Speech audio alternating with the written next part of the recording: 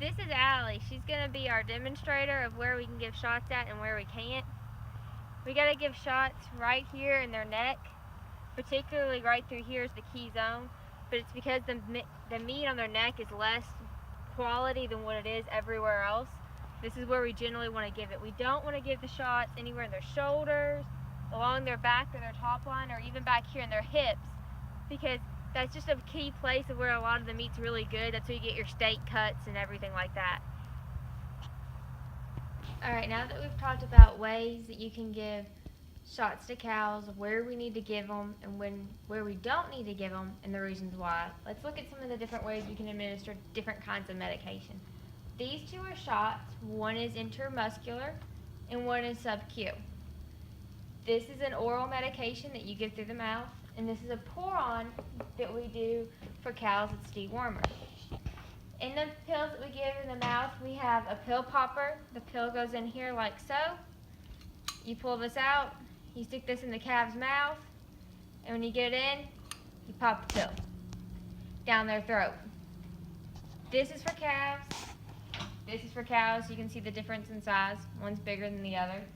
The big one works the same way the little one does. You stick it down the cow's throat. When you stick this down the cow's mouth, you need to make sure that you go down the esophagus, not down their windpipe.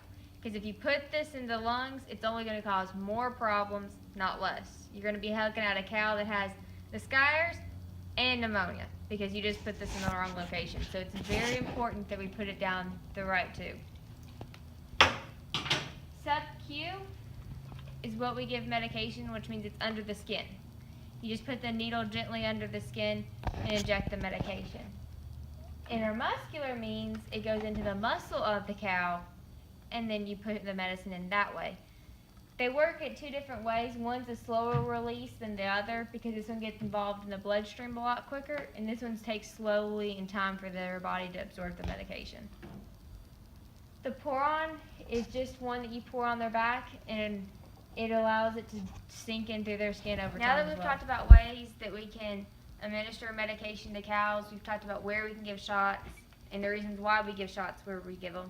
Let's talk about something you need to have on hand when we start calving season. We always band, it's a type of castration, when our calves first hit the ground because it makes it a lot easier and they're a lot easier to handle. They're not as big and they don't have their strength yet. You can also cut them. You can also sever their scrotal sac in the older males, but usually the banding and the cutting are the ones you're going to use the most. We also have iodine. It's hard to find iodine nowadays because of the restrictions on it. You put this on their navel and it helps to keep infection from getting in and the flies and everything from getting on it. Something else we have is a bottle. I love my bottle babies, but hopefully you never have to bottle feed a calf. But if you do, you got to have a bottle to do so. And it's usually because maybe the mom's milk hasn't came down, maybe she had twins, something happened to the cow. It can go on and on. You never know when you're going to need a bottle. And something every calf needs within the first 24 hours of its life, 72 hours, is colostrum. They have to have colostrum. It's a type of antibiotic that goes into their bloodstream. So everyone needs to have a type of colostrum on hand as well as a type of dried milk that you can start feeding the calf after the colostrum if they're past 72 hours of age. We always tag our calves when they first hit the ground because it's easier to identify them. We always tag them to whatever number their mom is. That way you know whose calf is whose.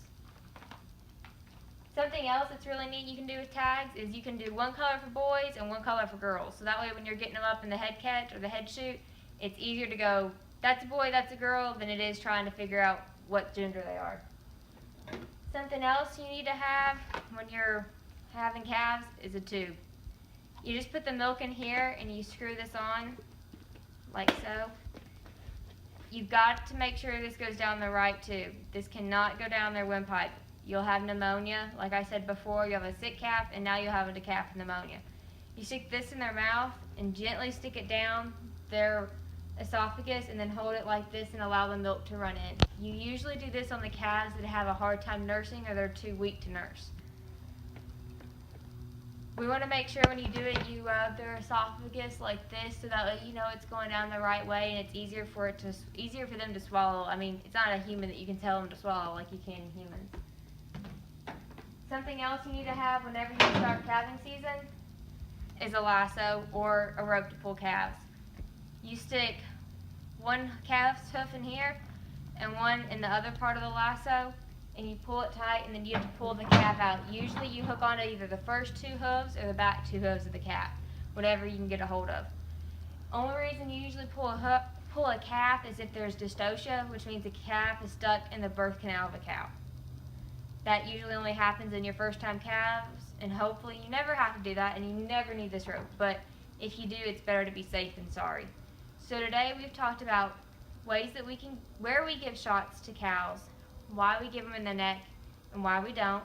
We've talked about the different kinds of medication and different ways we can administer it, whether it's shots that are intermuscular or sub-Q, whether it's oral or tropical that's pour on, and stuff we need to have when we have calving season.